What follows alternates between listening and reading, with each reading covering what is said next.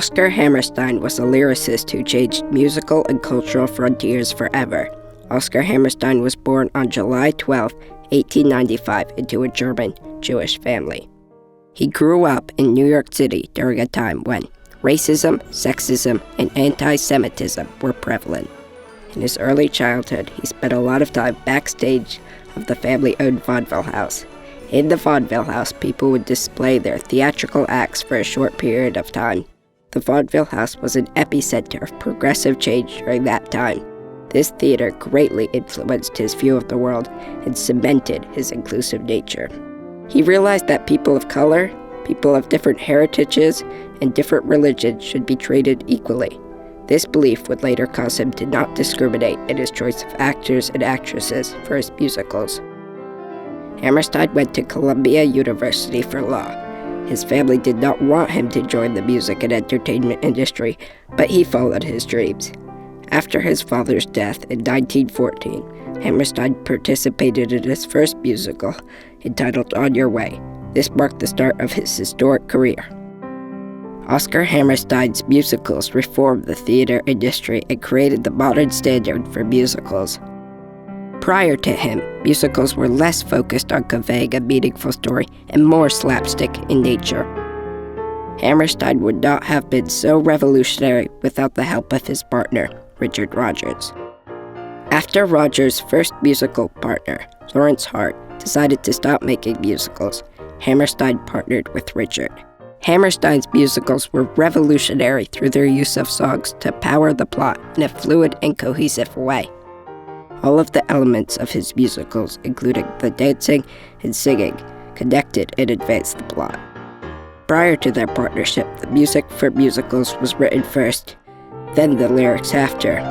Rodgers and Hammerstein completely changed that, making the lyrics first, and then the music. This powered the plot of their musicals and made its songs much more meaningful. They were also revolutionary because they prioritized good acting over race. This allowed their plays to have a diverse range of talented actors. The most revolutionary of Hammerstein's musicals is Oklahoma. According to Broadway Refocused, this integrated musical marked a revolution in American theater.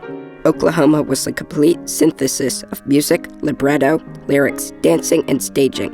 The show had structure and a sense of dramatic build that until then had been present only in straight non-musical play. Everything in Oklahoma played a part in telling the story, so there were no unrelated comic gags, dance routines, or novelty acts. The revolution of Oklahoma really was the confluence of these two men who had never worked together before, writing a story and a show in whatever way they felt was correct. And in so doing, they pulled on all the innovations that they and others writing for the musical theater had been experimenting with in the years prior. Oscar Hammerstein advanced the frontiers of cultural change through highlighting disparities in all of his musicals. He first did this with Jerome Kern in the musical Showboat. Showboat gave its audiences an honest portrayal of life as an African American during the Jim Crow era. The musical helped people become more empathetic towards people of color and people in mixed marriages. His musical Oklahoma explored gender roles and sexuality, while Carousel explored domestic abuse and why it is not a private issue. Ethan Borden stated, "Carousel dealt with gender conflicts, why women and men don't understand each other, or even why women understand and men don't." South Pacific is arguably the most controversial musical of Hammerstein's. South Pacific is a musical about two love stories, both concerning race. The main storyline in the musical is between a Navy nurse and a French immigrant living on the island. The nurse doesn't know how to react to a mixed-race relationship after she finds out that the French character had kids with a native Hawaiian woman. When she finds out that he is going on a dangerous mission, she realizes that the race of his children doesn't matter. So there was a lesson that was in the show, but I think he wanted to put an exclamation point on it. He wanted a song that said that racism is not inborn. It's something you're taught. And I remember he got a lot of flack for that. And he went to James Michener, who was the author of Tales of the South Pacific. And he said, we're still in previews. Should I take the song out? And James Michener basically said, if you take the song out, there's no show here. It's because this is what this show is about.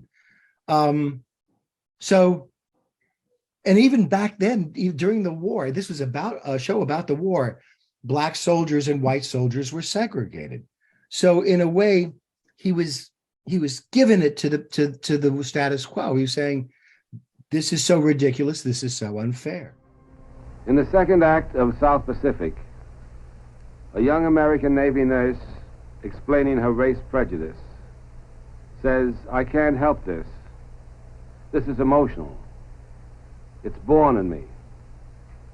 And the second character, the man who is losing her because of this prejudice, shouts his protest. I do not believe this. I do not believe these things are born in you. And a third character, a young Marine lieutenant, played by my friend here, Bill Tabbert, says, it's not born in you. It happens after you're born. You've got to be taught to hate and fear. You've got to be taught from year to year. It's got to be drummed in your dear little ear. You've got to be carefully taught. Hammerstein's humanitarian endeavors were almost unmatched.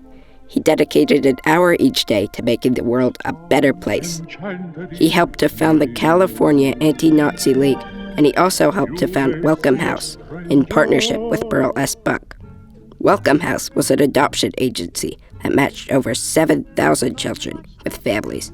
The FBI was actually tracking Hammerstein because his ideas were so progressive for the time.